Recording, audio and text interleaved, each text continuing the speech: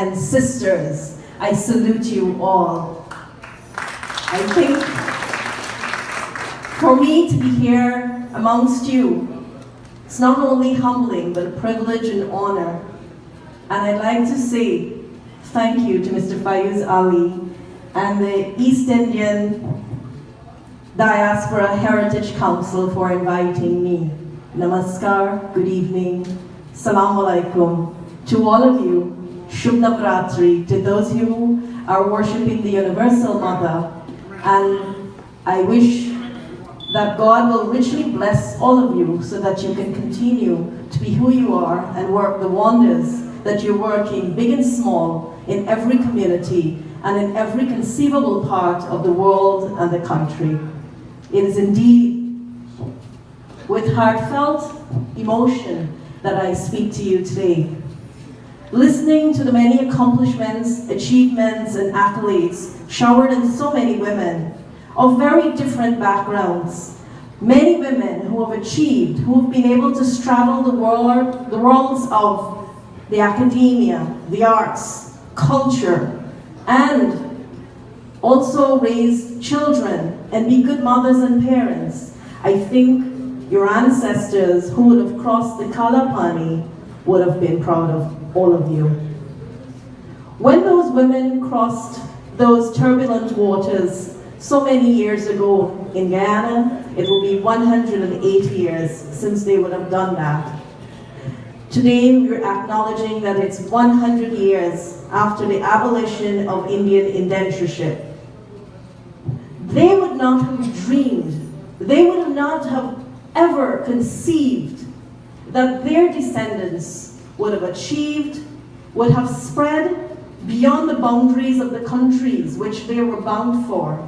And they would have not have ever thought that simple, ordinary women, and if the literature is to be believed, single women, they went as single women in the majority to these countries that we now call the diaspora. They went there never imagining what the future held.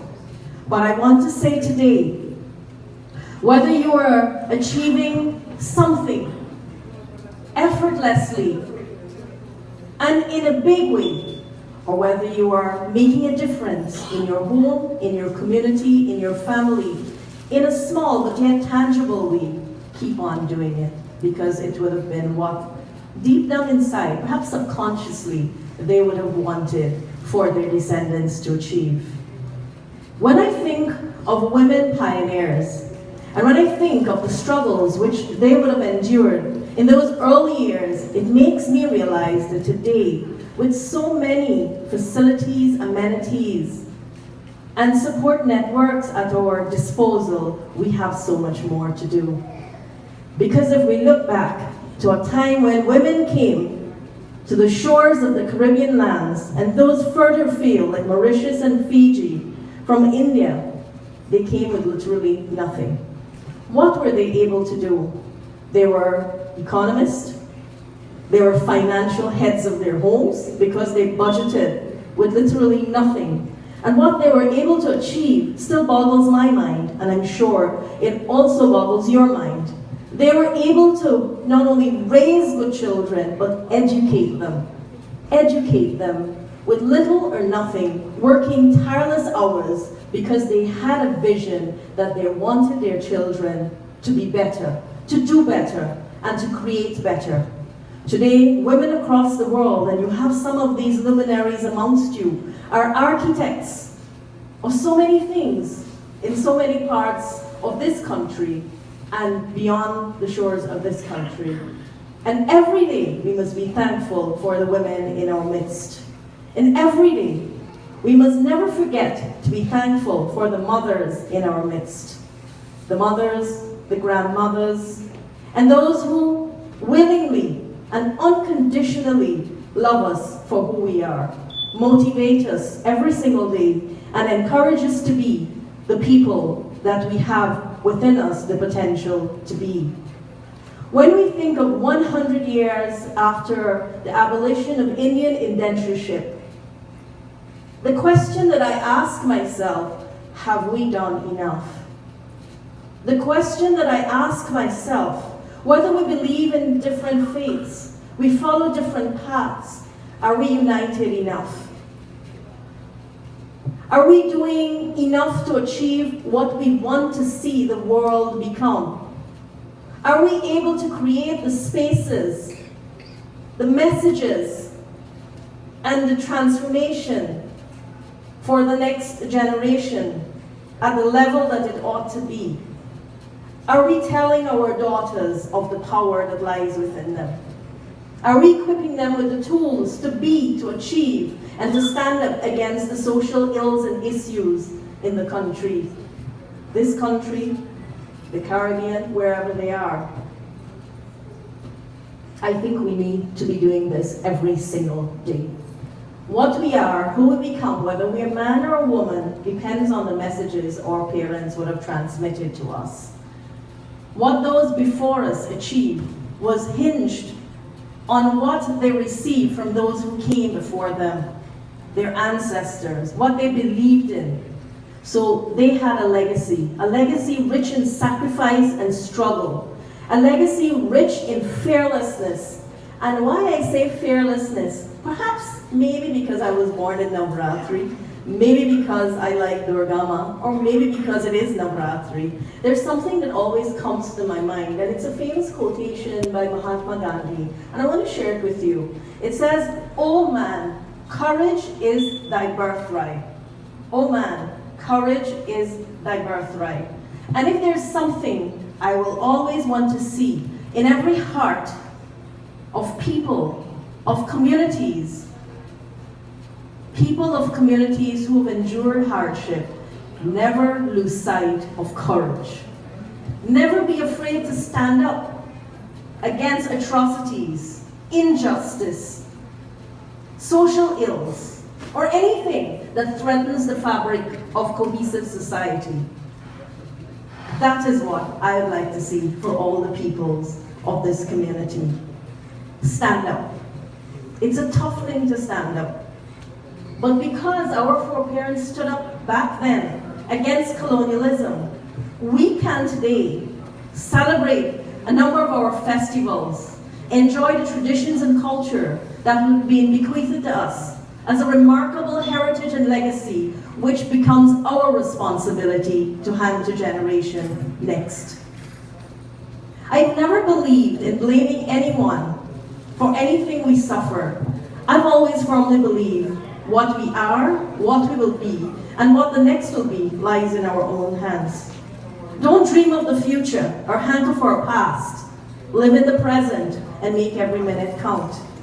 Live in the present and live in the present magnificently and powerfully. Utilizing life, utilizing life's gifts, and utilizing every resource that you have at your disposal in that selfless service to humanity. In a sense, to me, that's what life is about. When we leave, like those who have come before us would have left the earth, what do we leave? A legacy, or maybe nothing at all. So it's not that I want you to leave footprints in the sand, because footprints in the sand can be washed away. No. Leave an indelible imprint in the heart of everyone that you meet, an indelible imprint in the generations that you have responsibility for, and an indelible imprint in every community, home, and circumstance that you find yourself in. I want to tell my sisters and my brothers, there are no glass ceilings to shatter. There's none. What there is that vast sky that has no bounds. At least we are yet to find it. So if we look at life without glass ceilings, then conceivably we can be anything we want to be. But it depends on us. Tonight, I've heard of women who came with little to this country, but they've achieved so much. They've inspired others. They've crafted and created institutions, communities, and they continue to inspire those around them.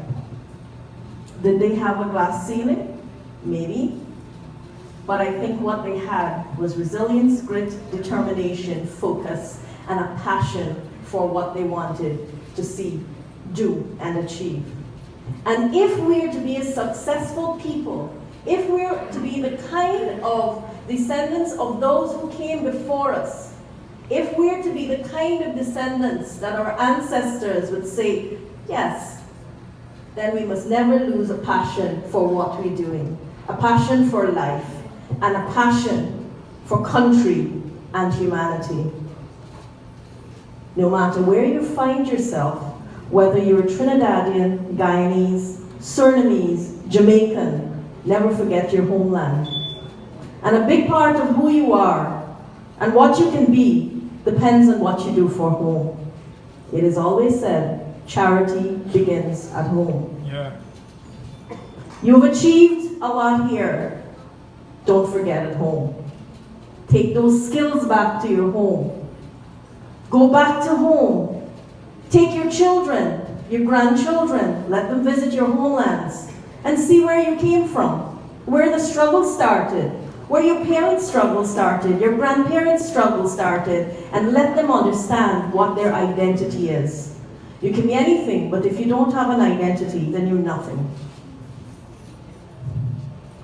So let us find that identity. Let us not be just happy to carve a little niche for ourselves. Let us be there on the center stage, poised on the platform of the world, making our stance, speaking, making our contribution, never flagging in our spirits. Let us be the kind of example that every daughter and son could say, my mother and father, those were my icons, those were my examples. And I heard a young lady say, that's who she wanted to be, her mom. And that, to me, is the most beautiful legacy. Because the fact is, many of our brothers and sisters here, who are perhaps in their senior years, that's what your parents gave to you. A chance, an opportunity to be, to do, to live, to achieve, a foundation if you want to call it that. And today you are because they were. As such, our responsibility is to be, to do, and the generation next will be because we were. What we choose to do, how we choose to do it, is a powerful lesson for many to follow. History in many of our countries would have been distorted. History in many of our countries would have been written, and history in many of our countries would not have been recorded at all. So there are many unsung heroes and heroines, more heroines than heroes, because for some reason, the simple woman in the home who endured so much, she never found it onto the page. She never found her name at the tips of pens, or her face on pages of the newspaper and books the way the men found it. But I think if she wasn't there, then we would have never been. So tonight, as we pay tribute to all the modern day pioneers, I would like all of us to salute, to pay tribute to those indomitable, indefatigable women, formidable in everything that they did to make us stand here today, be who we are, and the people that we are meant to be. To the women of the past, the women of now, and the women of tomorrow, I have no doubt you will exceed our expectations. Not push boundaries, but tear them down. Not push against glass ceilings, but see none. Never see yourself as inferior to anyone. Never see yourself as submissive, docile, or anything less than you are. If we can worship God as Durga and the Mother, why can we not as women find that within ourselves? I feel if you want to see women leadership, if you want to see women at every level of leadership, then the women in this room, out of this room, the women have to have a network where they encourage and motivate other women. That's your job. No woman can do it alone. She needs that support. And women